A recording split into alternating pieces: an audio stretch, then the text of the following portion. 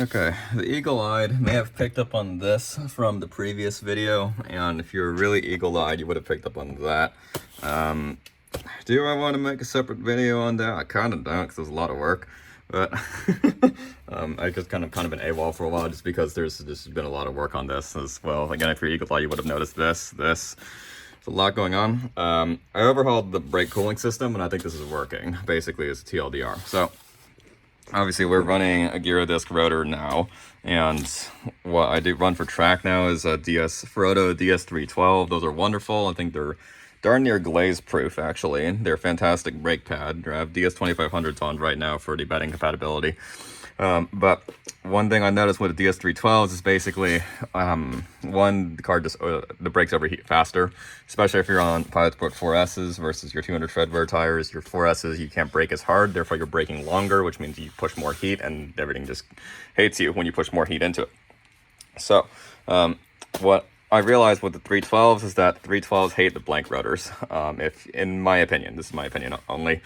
But if you Google around online, people see really crazy wear patterns with DS312s specifically. And my hunch is that the DS312s have a weird affinity for holding onto rotor metal. If you bed them in, you take them off on blank rotors, and you look at them, it looks like they're glazed. They're not. That's just metal that they're holding.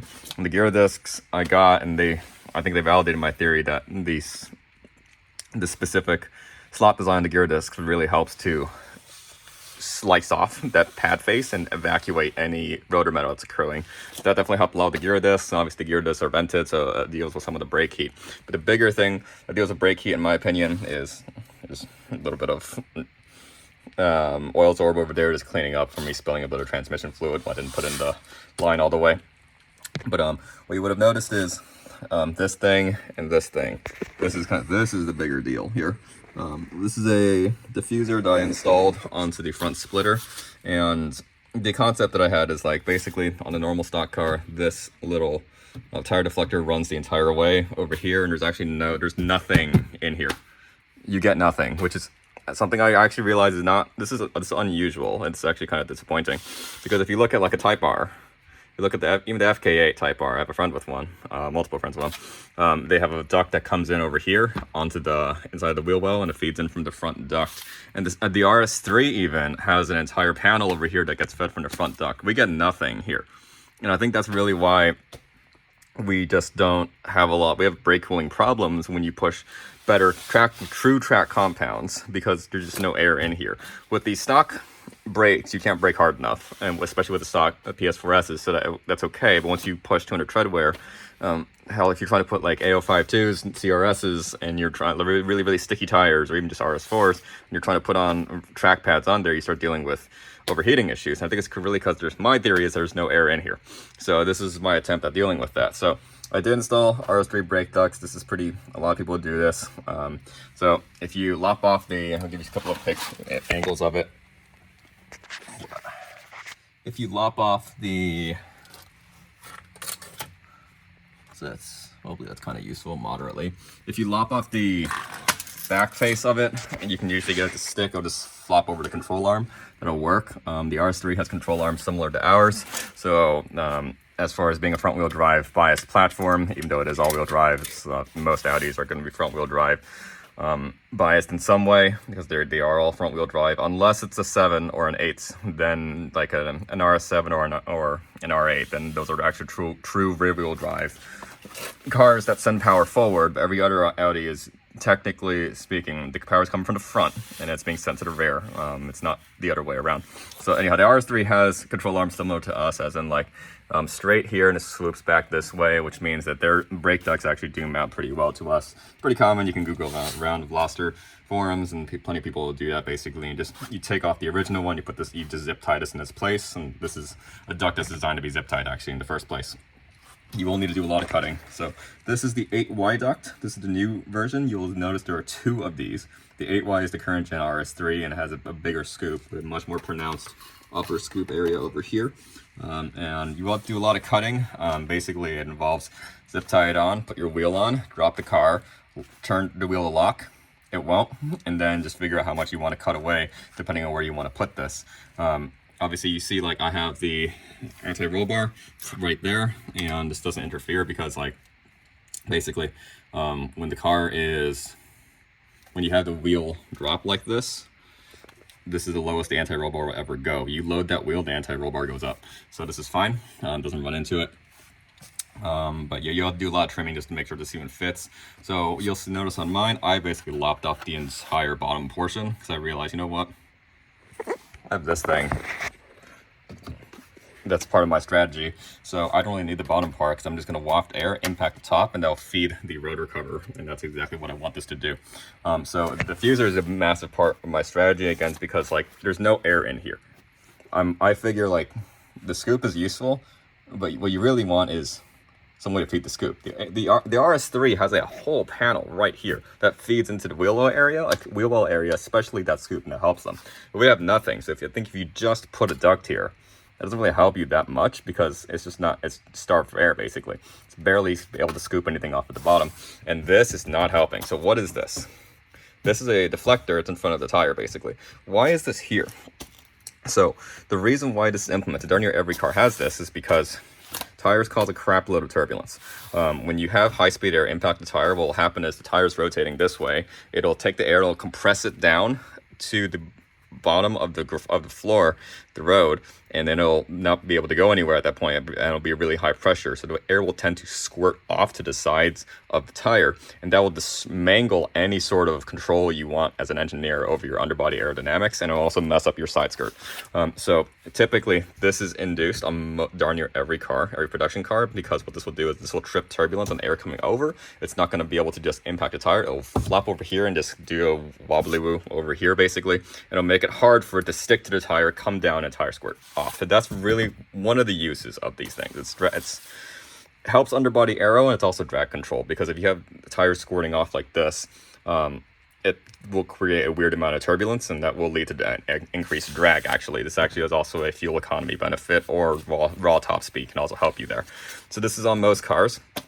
And if you look at the RS3 and most other cars out there, they try to get air in here while preserving this in some way. As in, like the RS3, they have a vent, a duct system that comes in from the center line. If you look at the M2, if you look at the Performance Pack Mustangs, if you look at the GT3 RS, they all do the same thing. They're going to come from the center line duct going in. We can't do that because the subframe's in the way. So this is my solution, basically.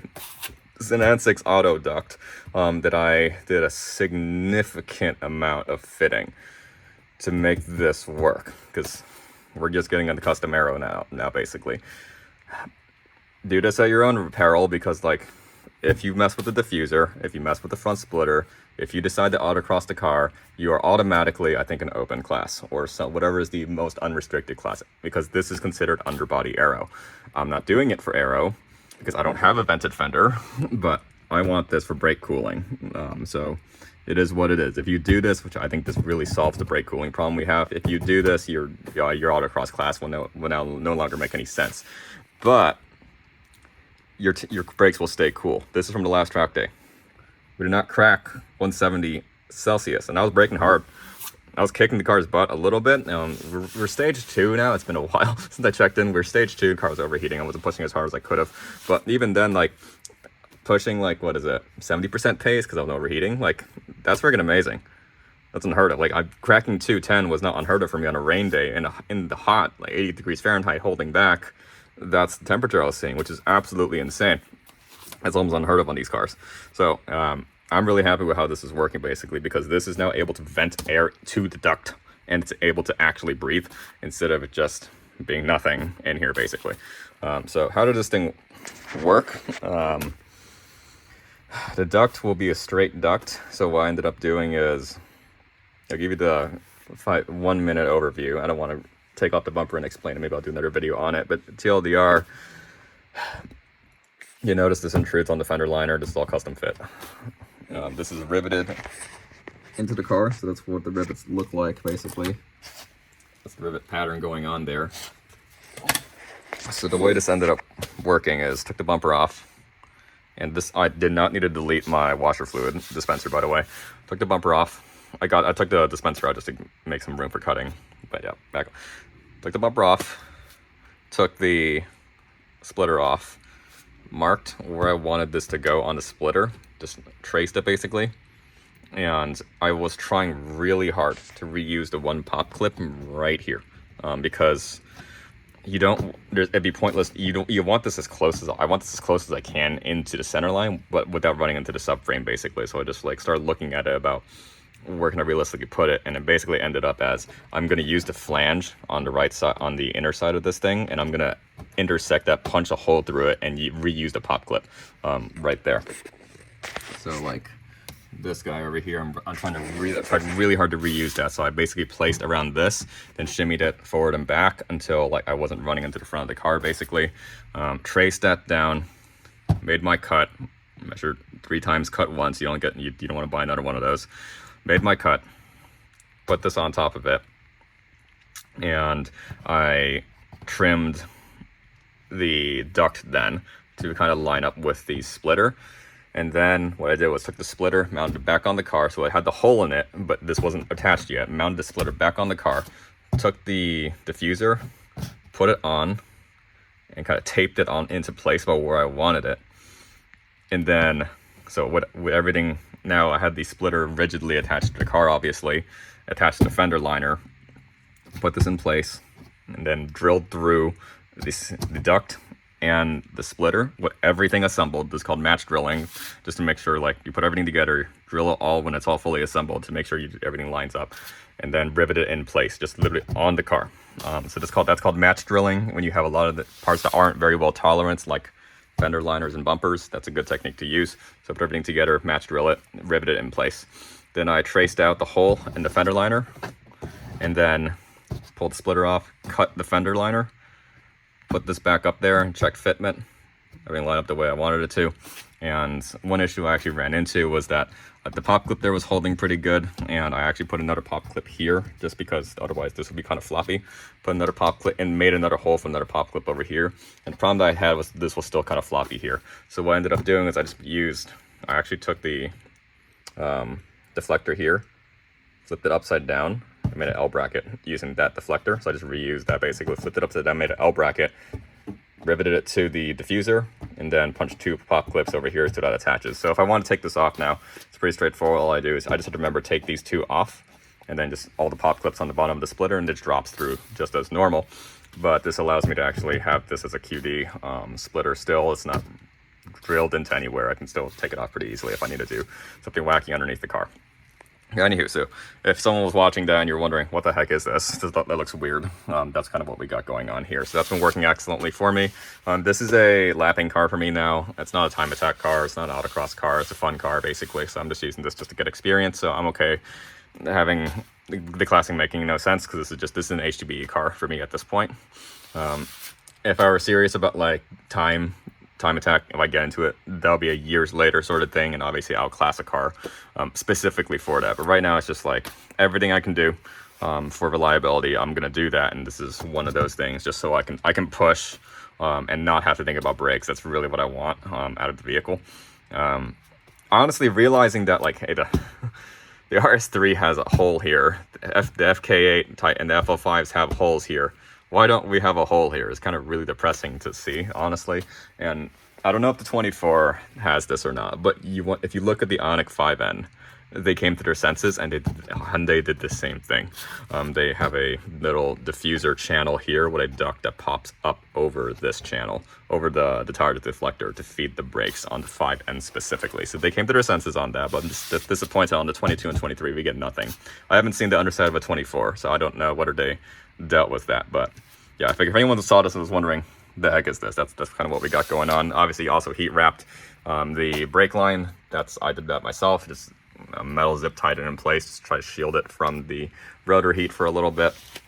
And yeah, so that's kind of what we got going on there. I really don't want to make a DIY video on this, but I'm just going to explain at least kind of what that involved, and you can see like what the possibilities are if you want to attempt that yourself.